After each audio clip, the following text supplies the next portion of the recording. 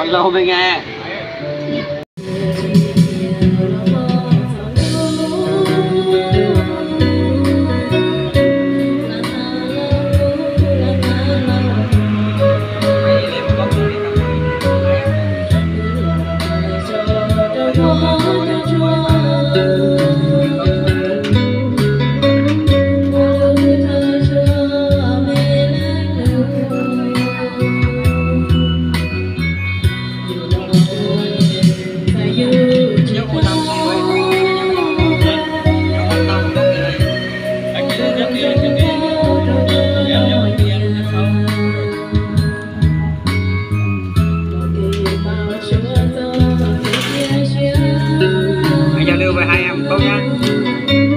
Chắc không uống, ai cũng không uống, thì còn đi làm nữa.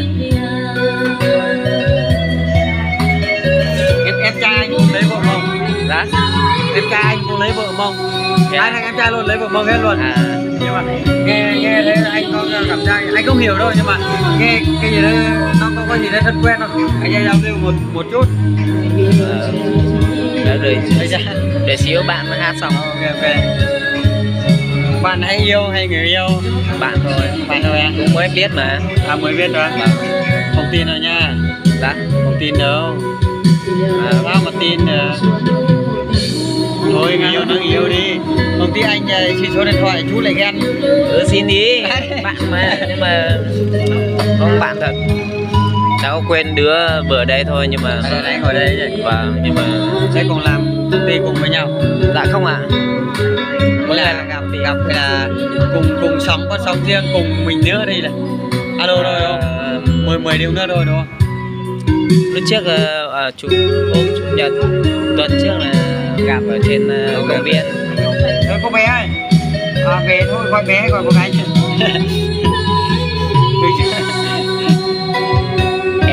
Em đang chưa biết tên. Không hiểu mấy cái giọng này. Nhưng mà cái nhạc nó thế hay vậy thôi. Còn nhạc Tân Trạm là nhiều. Ý là nhạc buồn như vậy. Như kiểu người kinh người ta bảo là nhạc vàng. Nhạc vàng là Tâm Trạng. Ok. Thôi để anh cầm quay hộ cho, xong rồi anh em mình giật cái này. Anh cầm quay hộ cho anh em mình giật cái này. Để em gái để sao? Để em tìm cần. Anh em anh đâu vậy? Đây rồi. Chắc đi đấy, đi đâu nữa chắc.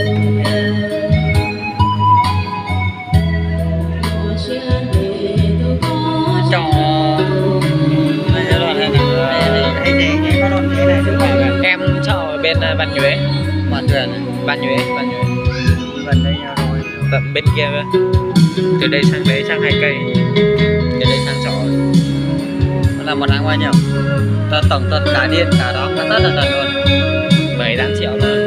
Đồ ăn thôi mà. Không làm gì. Một tháng 7-8 triệu trọ đây làm sao mà sống được? Cái lương 50 triệu à? Lương 50 triệu ở trọ. Anh bảo là tiền trọ của mình ấy. 500-600 thôi. Không má của mình hết mà. Có lúa hát luôn đấy bạn ơi. Đây này, lúa này.